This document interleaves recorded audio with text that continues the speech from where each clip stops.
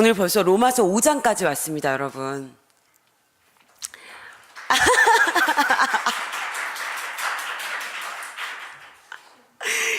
모두에게 수고했다고 박수 치는 건가요? 저에게 고생했다고 치는 건가요? 우리가 어쨌든 참 어렵게 이렇게 오고 있습니다.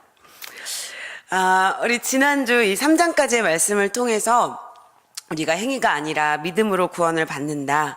이 믿음은 예수 그리스도의 신실하심을 믿는 그 믿음에 의존하는 것이다. 그리고 복음은 하나님의 사랑으로의 초대다 하는 그 말씀을 나누었습니다.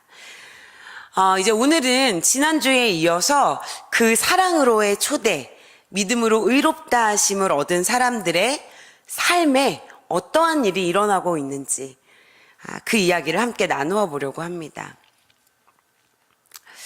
여러분, 우리가 2023년 들어와서 쭉 로마서의 말씀을 나누고 있는데 여러분들은 이 로마서 말씀을 쭉 묵상하시면서 어떤 생각들을 좀 하게 되셨나요?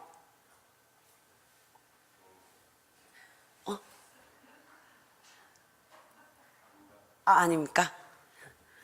혹시 한 번만 이렇게 손 들고 좀 얘기해 주실 수 있을까요?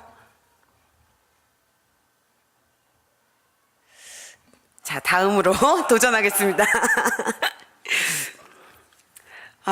저는 제가 왜 여러분에게 물어봤냐면 여러분이 설교를 듣고 있나 안 듣고 있나 이걸 체크하기 위해서가 아니고 제가 이 처음 몇 주간 설교를 시작할 때마다 제가 앓는 소리를 냈던 거 여러분 아시죠? 너무너무 어렵다고. 이 로마서가 복음의 정수를 담고 있다 이렇게 이야기를 하다 보니 제가 이 로마서라는 이름만 들어도 너무 중압감이 느껴질 만큼 공부할 것도 너무 많고 또 설명할 것도 너무 많은데 그 와중에 이 말씀 가운데 하나님이 나에게 주시는 말씀은 무엇이고 여러분과 나누기 원하시는 말씀은 무엇인가 이런 고민들 때문에 제 마음에 참 큰 짐이 되었던 것이 사실입니다. 물론 교회가 이 복음 위에 세워졌고 특별히 우리 개혁교회는 이 이신칭의 그러니까 믿음으로 의롭다 하심을 얻는다. 믿음으로만 의롭다 하심을 얻는다 하는 이것을 굉장히 중요하게 생각하기 때문에 이 복음이라는 게 굉장히 기본적인 교리임에는 틀림이 없습니다. 그래서 우리가 이것을 잘 알아야 하죠. 그런데 요즘 제가 이 로마서 말씀을 묵상하면서 느끼는 건 뭐냐면 이 로마서 말씀이 물론 우리에게 복음에 대한 교리를 잘 설명해주고 있는 것도 맞지만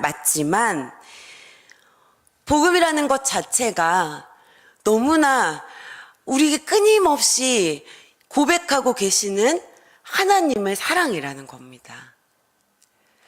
그러니까 우리가 복음이라는 이야기를 입 밖으로 내고 어딘가에서 들을 때 복음 그렇지 너무 익숙하고 때로는 좀 딱딱하기도 하고 때로는 좀 먼 이야기같이 느껴지기도 하죠. 아마 저 역시도 그런 마음 때문에 이 로마서 설교가 굉장히 어려웠던 것 같습니다. 그러나 이 복음을 신학적으로 교리적으로 다 뜯어서 이야기하기 이전에 과연 이 안에 담긴 하나님의 마음은 무엇인가, 이 안에 담겨있는 핵심은 무엇인가를 살펴본다면 우리는 아마 한마디로 하나님의 사랑이라고 말할 수 있을 것입니다. 그러니까 우리는 지금 계속해서 하나님의 사랑이 무엇인가, 하나님의 사랑이 어떻게 드러났는가를 계속 살펴보고 있다는 것이죠.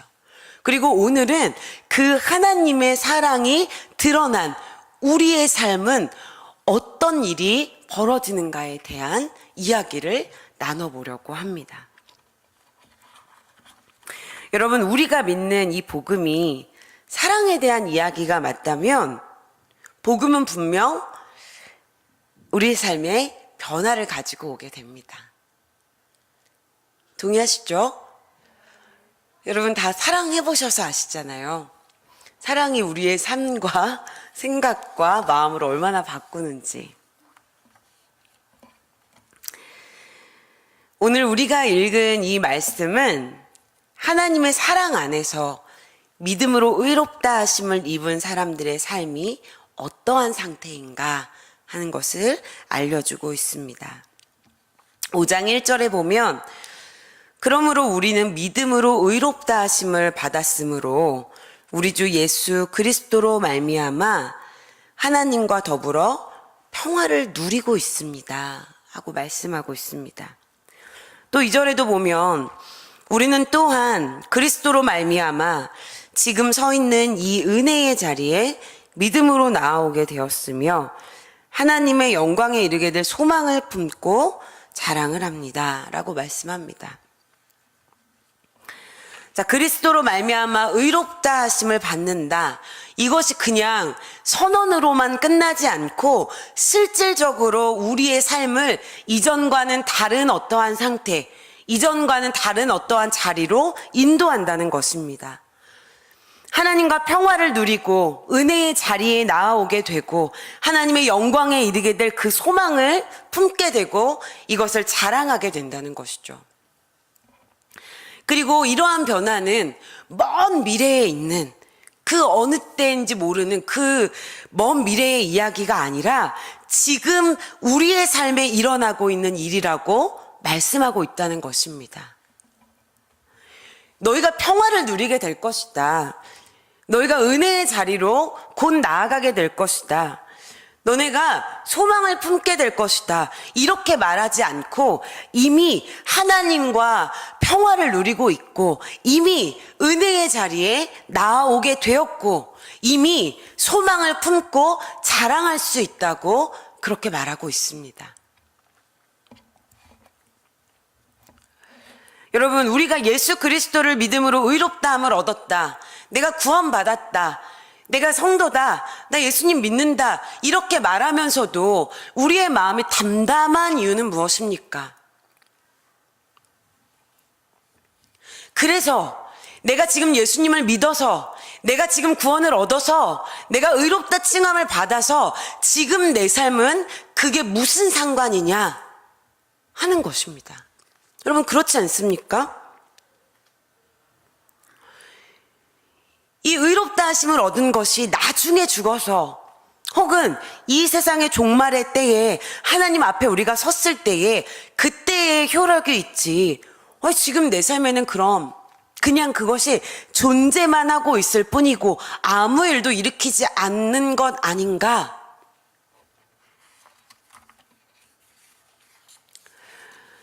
우리의 이런 질문에 하나님은 복음 안에서 경험하게 되는 이 성도들의 삶의 변화, 성도가 되어서 누리는 이 복이 죽어서나 경험하는 그런 먼 일이 아니라고 말씀하십니다. 이 복음이 우리가 의롭다 칭함을 받는 것이 마치 죽어서 그때서야 손에 좀 쥘 수 있는 천국행 프리패스 티켓이 아니라는 것입니다. 물론 예수님을 믿음으로 마지막 때에 우리의 죄에 대해서 예수님이 우리를 변호하시고 우리를 의롭다고 말씀해 주시겠지만 그때뿐만이 아니라 지금 이 땅에서 예수님을 믿는 자들에게 주시는 변화, 우리가 누릴 수 있는 좋은 일, 그것이 분명히 있다고 말씀하십니다. 그런데 무엇이 문제입니까? 그 좋은 일, 그것이 우리가 바라는 기대, 우리가 원하는 바램과 너무나 다른 모양새라는 것입니다. 성경은 성도가 되어서 누리는 좋은 것이 하나님과 더불어 평화를 누리고 은혜의 자리에 나아오게 되는 것, 어려운 가운데에서도 소망을 말하며 그것을 자랑할 수 있는 것. 여러분, 이것을 쉽게 말해서 지금 우리에게 가지고 와서 말하면 무엇입니까?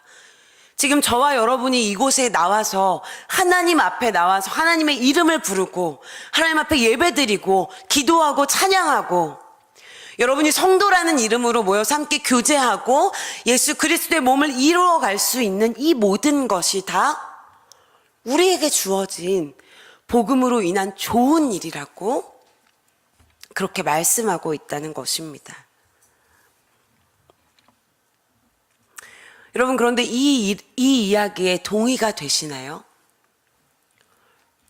여러분에게 예배 드리는 일, 여러분이 기도하고 말씀 묵상하고 서로를 돌보고 섬기고 교회를 세워가는 이 일이 여러분이 성도가 되어서 맞이한 정말 좋은 일이라고 여러분 말씀하실 수 있으신가요? 사실 저에게 요즘 가장 큰 고민거리, 제가 생각하고 있는 일이 바로 이것이어서 그렇습니다. 여러분, 제가 여러분에게 교회 나오라고, 예배 드리라고, 물론 그렇게 얘기할 수 있죠. 계속. 교회 와야 돼. 왜요? 주일이니까. 왜요? 우리가 늘 그래 왔으니까. 왜요? 교회 오면 누구 있잖아. 이걸로는 우리에게 대답이 충분하지 않습니다.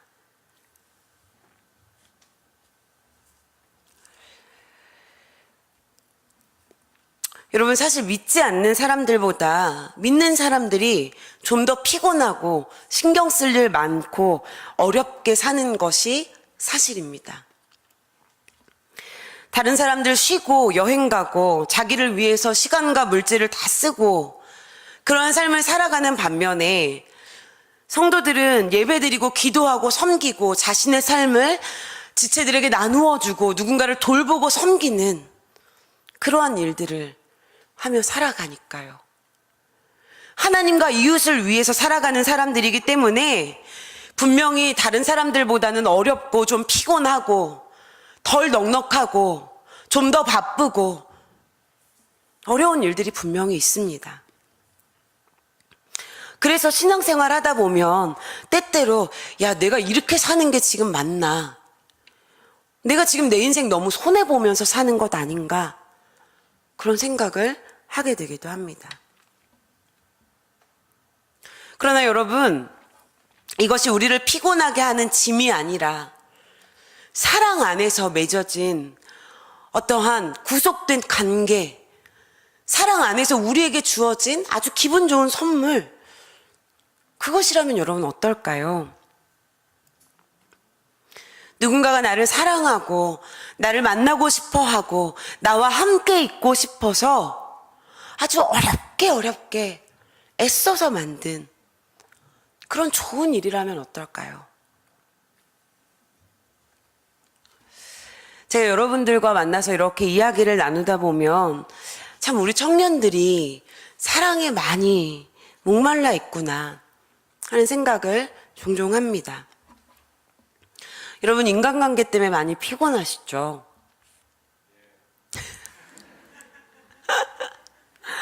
우리 회장님이 대표로 얘기해줬지만 아마 다들 마음속으로 지금 네 이렇게 말했을 것 같아요. 인간관계 때문에 다들 피곤하시죠. 그런데 이 피곤함을 토로하기 때문에 우리가 더 피곤하기 때문에 그래서 더더욱 피곤하지 않고 계산하지 않아도 되는 나를 좀 온전히 내어 보여줄 수도 있고 내가 좀 온전히 기댈 수도 있는 그런 사랑의 관계를 우리는 더욱 원하게 됩니다. 이런 사랑의 관계 안에서는 함께 시간을 보내는 것도 또 마음을 쓰는 것도 재정을 쓰는 것도 어려운 일이 아니죠. 여러분, 오히려 내가 사랑하는 그 사람을 위해서, 내가 사랑하는 그 누군가를 위해서 마음 쓰지 말라고 해도 마음이 가고, 돈 쓰지 말라고 해도 돈 쓰게 되고, 제발 좀 집에 가라고 해도 집에 안 가고 싶은 게 사랑 아닙니까? 여러분, 여러분을 향해서 끊임없이 사랑을 고백하고 여러분을 받아들여주고 여러분과 함께 있고 싶다고, 그래서 내가 애써 그 자리를 만들었다고 그렇게 이야기하시는 분이 계십니다. 그리고 그 자리로 우리를 오늘 부르셨습니다. 우리가 함께 모여서 드리는 이 예배의 자리, 일상 속에서 여러분들이 말씀을 묵상하고 기도하는 그 시간들, 섬기고 애쓰고 여러분의 시간과 재정을 나누어 지체들과 또 공동체를 돌보고 섬기는 그 모든 자리가 바로 이런 사랑의 자리라는 것입니다. 우리는 때론 의무감으로, 때론 다른 어떤 이유들로 그 자리를 지키고 있을지도 모르겠습니다.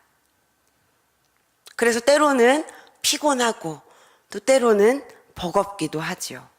여러분, 그런데 사실 그 자리는 내가 만든 자리가 아니고 내가 하고 싶어서 지금 하고 있는 것이 아니고 혹은 어쩔 수 없이 내가 지금 할 수밖에 없기 때문에 하고 있는 그 자리가 아니라 우리를 사랑하시는 하나님이 우리와 함께 하시기 원하셔서 그 자리로 우리를 부르셨다는 것입니다.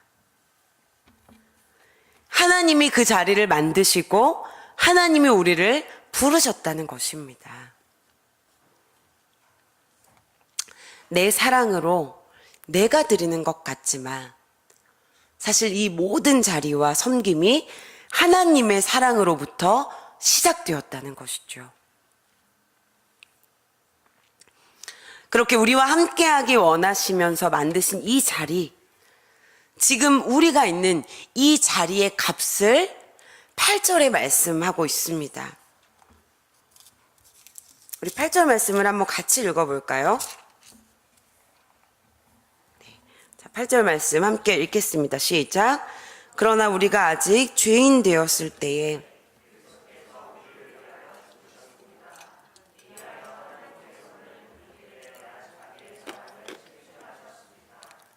아멘.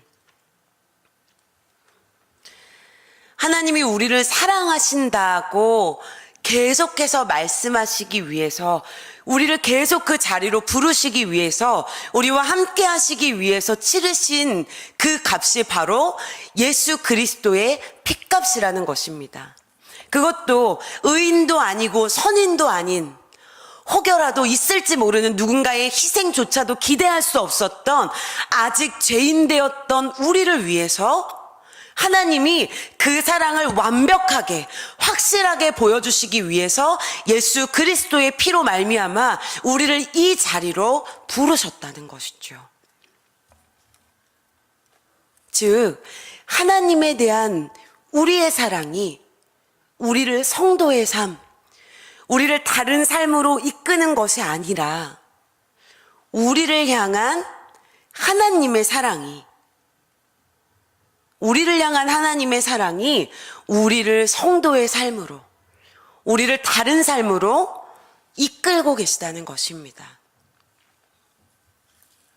여러분, 저는 우리가 이런 예배를 드리고 이런 섬김을 드리고 이런 교제를 나누는 공동체가 되었으면 좋겠습니다. 우리의 열심 혹은 우리의 의무감으로 시작되는 이 예배, 또 섬김, 그러한 교제가 아니고 설사 그랬다고 하더라도 이제는 우리에게 확실하게 보여주시기 위하여 그 아들 예수 그리스도의 핏값을 치르신 그 하나님의 사랑에 기대어서 그 하나님의 사랑으로 인해서 우리가 예배드리고 섬기고 서로 교제하기를 원합니다. 우리가 그 안에서 함께 정말 주님이 우리에게 주시는 그 사랑, 그 주님 안에서 누리게 되는 소망을 나누게 되는 그러한 공동체가 되기를 원합니다. 여러분, 이것이 바로 복음으로 세워진 성도들, 복음으로 세워진 그 공동체의 모습이 아니겠습니까? 그리고 이것이 바로 이 땅 가운데에서 누리도록 하신 성도들의 새로운 삶의 모습이 아니겠습니까? 또한 이 3절부터 5절까지의 말씀을 보면 성도의 삶에 일어난 이 새로운 변화 중에 아주 독특한 변화를 말씀하고 있죠. 우리 3절에서 5절의 말씀을 함께 읽어보겠습니다. 우리 아까 빠졌던 말씀이 몇 절이었죠? 6절. 결국 다행히 3절부터 5절은 잘 있네요. 자, 우리 3절부터 5절까지의 말씀을 함께 읽겠습니다. 시작. 우리는 환난을 자랑합니다.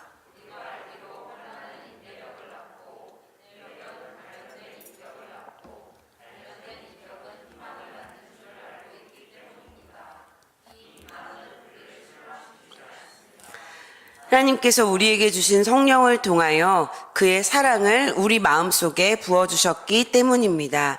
환난을 버퍼링이 잠깐. 여러분, 환난을 자랑한다고 합니다.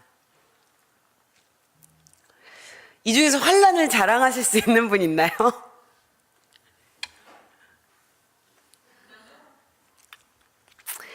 개역개정 성경에 보면은 환난 중에도 즐거워한다 이렇게 번역되어 있습니다. 즐거워하든지 자랑을 하든지 사실 환난을 대하는 일반적인 태도는 아니죠. 어떻게 우리가 환난을 자랑할 수 있는 그곳까지 갈 수 있을까요? 여러분, 환난이라는 이 단어 자체가 짓눌려 있다라는 그런 단어입니다. 그렇다면 짓눌린 이러한 삶 속에서도 우리는 어떻게 즐거워할 수 있을까요? 모든 사람이 환난을 당하지 않는 사람은 사실 없습니다. 모두가 다 어려움을 겪게 되죠. 그런데 어려움을 겪는 중에 정말 어려울 때가 있습니다. 언제죠? 더 이상 나아질 것이 없다. 더 이상 나에게 소망이 없다고 느껴질 때입니다.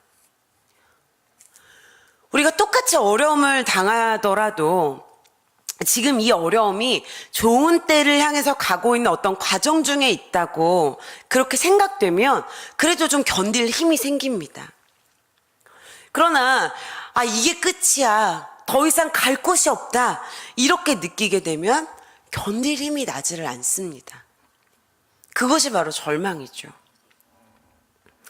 그런데 이 성도들의 환난은 절망으로 치닫지 않는다 말씀하십니다.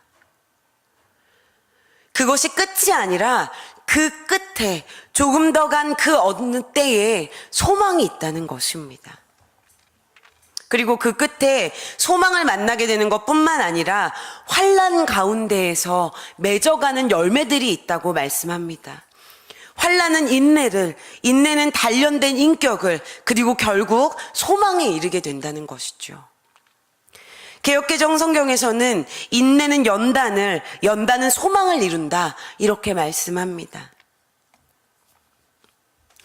여러분, 특별히 이 편지를 받았던 로마 지역의 성도들, 그들의 상황을 생각해 본다면 여기서 말하는 이 단련된 인격과 소망은 단순히 어떤 좋은 성품으로의 인격 수양, 그리고 아주 막연한 소망이 아니라는 것을 알 수 있습니다. 그들이 당했던 환난은 그저 살면서 우리가 익숙하게 만나게 되는 어려움들이 아니고 그들이 믿음을 지키기 위해서 기꺼이 감내했던 그런 어려움들이었습니다. 그리스도인이라서 그들이 당하는 차별과 궁핍과 냉대가 끊임없이 이들의 삶을 위협하고 이들의 믿음을 위협했습니다. 그러나 그 가운데에서도 이들이 인내하였죠. 포기하지 않았다는 것입니다. 그러한 인내 가운데 이들에게 주어지는 것이 무엇이었습니까? 바로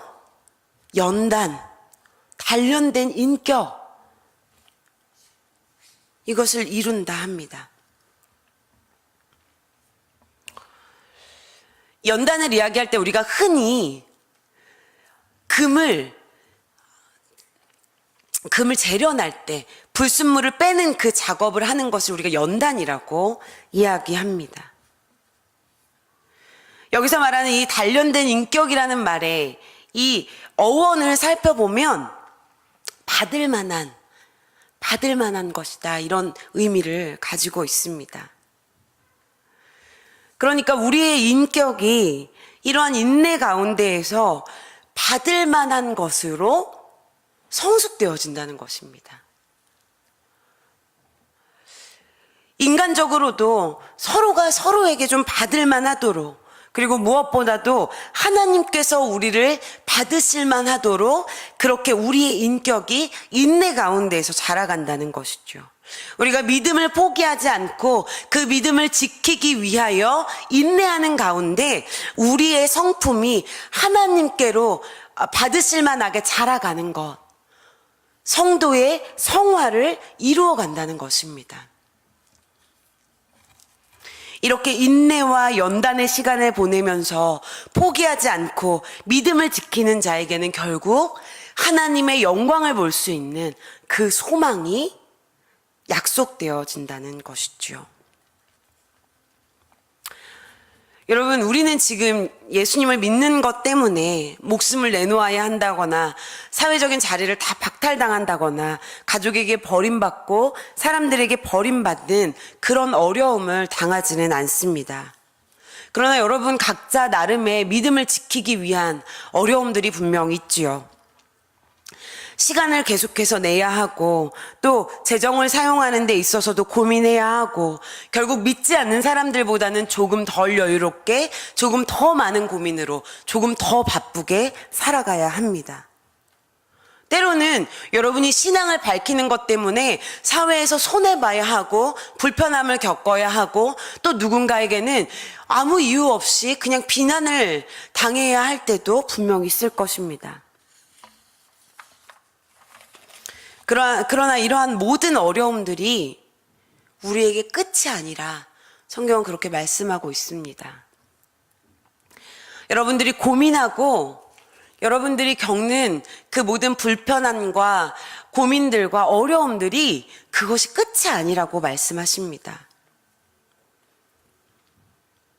여러분들이 믿음을 지키기 위해서 기꺼이 감내한 그 어려움, 여러분들이 참아냈던 것, 그 불편함, 빠듯한 살림살이, 여러분들의 바쁜 시간, 사람들의 비난을 인내해가며 여러분의 믿음을 지킬 때 결코 그 인내가 부끄럽지 않도록, 여러분들이 참아왔던 그 모든 시간이 부끄럽지 않도록 우리가 품는 소망을 실망시키지 않겠다 약속하십니다. 이 희망은 우리를 실망시키지 않습니다. 하나님께서 우리에게 주신 성령을 통하여 그의 사랑을 우리 마음속에 부어주셨기 때문입니다. 아멘. 사랑하는 우리 청년 여러분, 하나님은 오늘도 이 말씀을 통해서 우리에게 끊임없이 사랑한다고 말씀하십니다. 그리고 함께하기를 원하시고 그 자리로 우리를 초청하십니다. 우리가 해야 하는 의무감이 아니라 우리가 끌려 나아가서 어떻게든 그 자리를 지켜야만 하는 것이 아니라 내가 너와 함께하고 싶다고, 그래서 내가 예수 그리스도 그 십자가의 피로 이 자리를 마련했는데 함께하지 않겠냐고 그렇게 우리를 초청하고 계십니다. 비록 이 자리가 우리가 기대하는 아주 편안하고 안락한 자리, 아주 여유 있고 기쁜 자리, 그런 자리는 아닐지 몰라도, 우리에게 좋은 소식이 되지 않을지도 모르고 때로는 이 자리를 지키며 어려움을 겪게 되더라도 인내하며 끝까지 믿음을 지키는 자에게 하나님은 그 소망을 부끄럽지 않게 하시겠다 약속하십니다. 사랑하는 여러분, 오늘 이 사랑의 초대 가운데 하나님이 만들어 두신 이 자리를 저와 여러분이 매일매일, 매 시간, 매주 사모하는 마음으로 나아오기를 원합니다. 우리가 믿음을 지키며 어려움을 만날 때마다 우리의 소망을 부끄럽게 하지 아니하실 그 주님의 사랑을 의지하며 살아가는 저와 여러분이 되기를 주님의 이름으로 축복합니다. 아멘.